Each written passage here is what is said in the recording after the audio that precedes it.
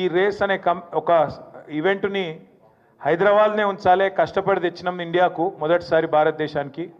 ఇక్కడనే ఉండాలి, ఇక్కడ ఉంటేనే మన రాష్ట్రానికి పెట్టుబడులు తెచ్చుట్ల కానీ భవిష్యత్తులో ఎలక్ట్రిక్ వాహనాలకు హైదరాబాద్ను తెలంగాణను ఒక ప్రధానమైన స్థావరంగా ప్రపంచంలో తయారు చేయాలనే ఒక విజన్తో చేసిన పని తప్ప ఇలా పైసలు, అవినీతి అలాంటి గలీజు పనులు రేవంత్ రెడ్డి చేస్తారు తప్ప మేము చేయము, మాకు ఆ కర్మ పట్టలేదు అనే మాట కుండబద్దలు కొట్టినట్టు వాళ్ళకి చెప్పిన.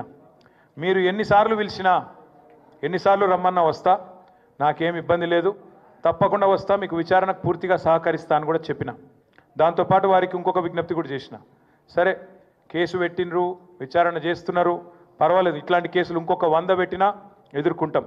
కానీ వాళ్ళకు ఇంకొకటి కూడా నేను చెప్పిన, మీరు మీ ప్రభుత్వం ఎన్ని కేసులు పెట్టినా, ఎన్ని రకాల ప్రయత్నాలు చేసినా కేసీఆర్ గారి సైనికులుగా మేము మాత్రం ఖచ్చితంగా ఈ సంవత్సరం మొత్తం ప్రజా సమస్యల గురించే మాట్లాడతాం, ప్రజల గురించే మాట్లాడతాం. మీరు ఎత్తగొట్టిన రైతు భరోసా గురించి మాట్లాడతాం, మీరు ఈయని 4000 పెన్షన్ గురించి మాట్లాడతాం, మీరు ఇస్తానని చెప్పి మోసం చేసిన మహాలక్ష్మి 2500 రూపాయల గురించి మాట్లాడతాం, మీరు ఇస్తానని మోసం చేసిన 2 లక్షల ఉద్యోగాలు మా పిల్లల గురించి మాట్లాడతాం. ఖచ్చితంగా ప్రతి సమస్యను 6 గ్యారంటీలు, 420 హామీలు ఏ ఒక్కటి ఇడిచిపెట్టకుండా మాట్లాడతాం. నువ్వు ఇటువంటి కేసులు 100 పెట్టుకో, వదిలిపెట్టమని చెప్పిన. సరే కేసు లేదు, పీసు లేదు. నిజంగా చెప్పాలంటే మొన్న చెప్పినా మళ్ళీ చెప్తున్నా, ఇది ఒక లొట్ట పీసు కేసు మాత్రమే, ఇంట్లో ఏమీ లేదు. వీడికెళ్ళి పైసా పోయింది, ఆడ పైసా ఉన్నది. ఇక అవినీతి ఎక్కడ జరిగిందిరా అంటే వాళ్ళు ఒక్కొక్కరు నీళ్ళు మింగుతున్నారు.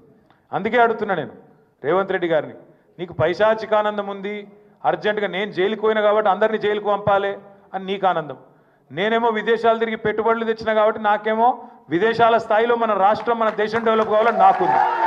నీకు మాకు తేడా అది. ప్రపంచ పటంలో హైదరాబాద్ను పెట్టాలి, తెలంగాణను పెట్టాలన్నది మా నాయకుడు కేసీఆర్ కమిట్మెంటు, మా కమిట్మెంటు. మేము నీలాగా 50 లక్షల రూపాయలతో దొరికిన దొంగలం కాదు, నీలాగా లుచ్చా పనులు చేసిన వాళ్ళం కాదు. నీకు భయపడేటోడెవడు బీఆర్ఎస్ పార్టీలో తెలంగాణలో లేడు. మీరు చూస్తుండ్రు, నేను చెప్పుడు కాదు, మీరు చూస్తుండ్రు. రాష్ట్రంలో ఎవడు కూడా రేవంత్ రెడ్డిని ముఖ్యమంత్రి కిందనే చూస్తలేడు. మీరు ఇక అంటే మళ్ళీ ఇంకొని కేసు పెడతాడు, వాని లోపలెత్తాడు. నేను అనా ఆయన ఎవరో మర్చిపోయిండు పేరు అని నేను అనా. ఎందుకన్నా అంటే నిన్ను ఎవడు నేను ఏమంటున్నానంటే నిన్ను ఎవడు గుర్తుపడతలేడు. నేనేం చేస్తా దానికి? సంవత్సరం తర్వాత కూడా నేను ఎవడు దేకపోతే నేనేం చేయాలి దానికి? ఇప్పుడు పెద్దలు ఎప్పుడో చెప్పారు, అందుకే కనకపు సింహాసనంలో శునకాన్ని కూర్చోబెడితే దానికి ఆ బుద్ధి రాదు. అందుకే భయపడేది లేదు, బాధపడేది లేదు. ఎన్నిసార్లు పిలిచినా పోతా, కానీ మీరు మాత్రం దయచేసి తదేక దీక్షతోని మన నాయకుడు కేసీఆర్ గారు చెప్పినట్టుగా ఉద్యమంలో ఎంతైతే కమిట్మెంట్తో పనిచేసినావో అంతే కమిట్మెంట్తో పోదాం. వాళ్ళు ఎన్ని ప్రశ్నలు పెట్టినా, ఎన్ని సవాళ్ళు వేసినా, ఎన్ని రకాల ఇబ్బందులు పెట్టినా, ఎన్ని రకాల కొత్త రకాల కేసులు పెట్టినా భయపడేది లేదు, తల వంచేది లేదు. నిజాయితీకి ధైర్యం ఎక్కువ. వాడు ఎవడు ఏమనుకున్నా సరే ఇది లొట్ట పీస్ కేసే, వీడు ఒక లొట్ట పీసు ముఖ్యమంత్రి, బరాబర్ కొట్లాడదాం, గట్టిగా ముందుకోదాం. మీ అందరి దయతో ఆశీర్వాదం తీయాల. సిరిసిల్ల నుంచి కూడా మా తమ్ముళ్ళు చాలా మంది వచ్చిండ్రు, మీకు కూడా ప్రత్యేకంగా ధన్యవాదాలు. నిజానికి నేను ఊహించలేదు, మీరు చెప్పలేదు, అయినా కూడా మీరందరూ ప్రేమతో వచ్చినందుకు మా సిరిసిల్ల అన్నదమ్ములకు కూడా పేరు పేరున ధన్యవాదాలు, నమస్కారాలు తెలియజేస్తూ మళ్ళా ఈరోజు మళ్ళా ఏమైనా రమ్మనాలంటే మళ్ళీ ఏమైనా క్వశ్చన్లు ఉండాలి, వాళ్ళ దగ్గర ఏం లేవు. రేవంత్ రెడ్డి మళ్ళీ ఏమైనా క్వశ్చన్ పంపితే రమ్మంటారేమో, పోతా. రేవంత్ రెడ్డి ప్రశ్నలు పంపుతాడు, మళ్ళా పోతా, మళ్ళా చెప్తా, మళ్ళా చెప్పొస్తా.